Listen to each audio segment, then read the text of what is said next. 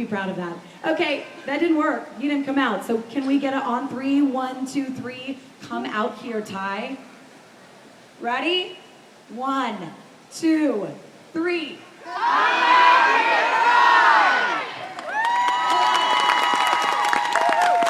Ty Pennington, everyone. Hello, Utah. Thank you, Isha. So, hi, everybody. It's really me. Look, I'm not a cutout. I'm actually three-dimensional. And I've still got that annoying voice. But it's so true. You haven't actually, I mean, we've been excited about going to home shows, of course, and your name's there. Right. But this is the first time in Utah. Yeah, for the home show. For the home show. But I have to say, man, I love home shows because, well, I mean, it has everything to do with the home. It's like a candy store for me. You like not only get to see the cutting edge materials, you get to see things that like worn out last year, but you get to see new ideas. You can take into your own home. Not to mention, there's a really cool 67 microbus over there. I don't know if you guys have a chance to crank up the stereo in that, but that is awesome. You were here 5 minutes and gave me a window washing brochure. See, the bus is here. It's just a miniature version. Yes. And so you love, I mean, this is exciting to you. You do this all the time, but still you find different things at different home shows? Oh yeah, man. They've got a sauna in there that, well, I was just sitting in there for a moment just to sort of like, you know. You like our weather right now? Yeah, I just like see if anybody notice if I'll just sit inside there. Besides, first of all, what is the inversion?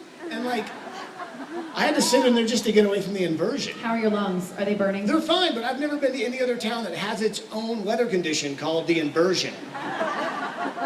It's like, come by. You should come down, but don't come when the inversion's happening, man. Then you won't be here for a while. Yeah. I'm not coming back. Ladies and gentlemen, Justin Bieber in the inversion. Like the backup band. Weren't you with him last night? Yeah, we were partying till wee hours, man. That kid can party. I'm kidding. How did you become Ty Pennington? I mean, where did you start? Were you Justin Bieber's age when you said, I want to build things, I want to be a carpenter? Well, you guys saw a little bit when I was doing my Elvis impersonating. So I started out as a cat juggler down in Florida, and it's a really bloody business. You know, you gotta have long sleeves for that.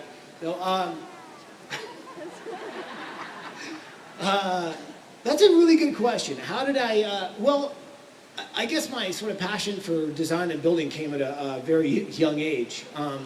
So I grew up in Atlanta, Georgia, sort of a single mom who was always working. She was always at school and she was always working, so she was learning to be a child psychologist. And one of the funny stories I tell people is she went to an elementary school to test the worst kid they had. And they said, yeah, they're like, who was it? Are you sure you want to know who that is? And so I guess they like let her peek into this room, and like within like 10 minutes they saw me just like run up and down naked, climb out of the window, swing on the blind, slap Johnny in the back of the head. So anyway, next thing you know, I'm like being tested with all kinds of guinea pig tests. And my mom had this thing that it was a glass table, and so I had to basically, it's like a geometric puzzle, you know, that all these different shapes and triangles or whatever, and she would spill the pieces out, but then you'd show you the shape and you'd have to figure out how to put it back together. Well, like I'd look underneath the table and figure it out, and I did it in like 3 seconds, and she just looked at me like, but then I do like a verbal or grammar, and I was like, I failed everywhere. So I was good at one thing, like the visual thing, and so that, like, I've always been able to see things three-dimensionally or sort of positive and negative. Anyway, so that's how I started making things. I started ripping the legs off the piano and mixing it with the coffee table and sort of making a whole new piece of furniture. And this was at the age of like 7. And so, Mom like that? She encouraged that? No, that's when I started hearing the word "take it outside" a lot. So, in fact, I used to just have to go outside for the whole day until I got it out of my system, and then I could come back in. But in the process, so I moved on from furniture to start building this fort. And so then I wanted to build this 3-story tree fort, but I didn't have any of the tools. My dad was a musician, so he had like, you know, bass strings, but didn't have any tools. And so I conned these other kids in the neighborhood into like bringing their dad's tools over, and I traded them comic books. So I got the community to pitch in. Sound familiar? So like within a day, we built a 3-story tree house, and then I guess it was sort of the writing on the wall. Within a day? Oh yeah. How did it look? Yeah, and then I called the local news and had them do an interview. And then, and my, And you grab the microphone. Yeah, yeah, Said, exactly. I got it. Back up. I but, got it. I think that's when, honestly though, I think that's when I realized like if you imagine, you know, whatever you imagine, you can actually build and make it possible. So. Do you have to have a mind like that, a vision like that, or could we do that too? When it comes to Oh, our I think own we can homes? all do that. It's just being locked outside of your house and saying, don't come in until you get out of your system.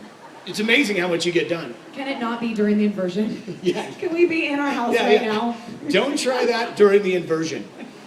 So, yeah, but that's sort of, I guess, when I realized I had a passion for building things. Okay, so there you are, 7 years old, but then Right. fast forward. How do you become a famous TV carpenter? Right. Well, it certainly isn't sleeping your way to the top, because that just doesn't work. You tried it. Yeah. Didn't go well.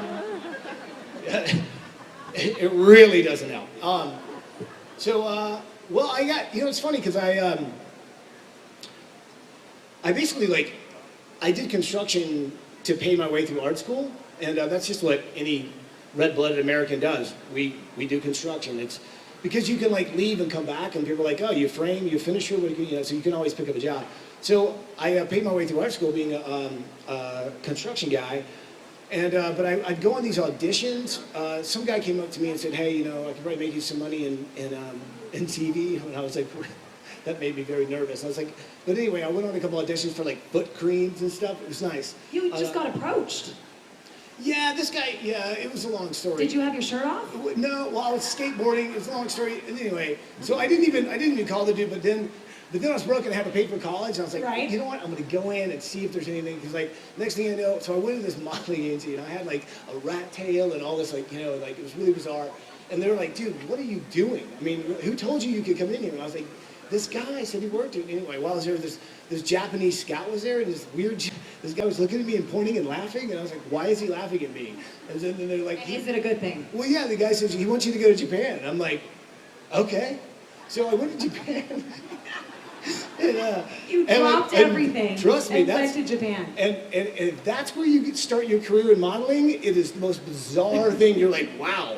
So this is what kind of outfit is this? So anyway, and by the way, So you did modeling. Did yeah. we know that? Let me tell you what I was modeling though. It Okay. we're not talking Calvin Klein here, okay? What are we talking? we're What were you modeling? Tool Okay, belts? so actually, that was also a venture into construction because there are these catalogs where they wear these construction outfits, and they're sort of these baggy pants that get narrow, but they have these shoes that are sort of like snow gloves. Because, and here's why, their scaffolding is made out of bamboo, so they climb on, and it was the most painful thing, and I'm like, this is bizarre. Anyway, that led to a huge career in fashion. So, no, but honestly what that did is because it was the weirdest thing I've ever been involved in, I was like, okay, this is a great way to travel, but this is something not to be proud of.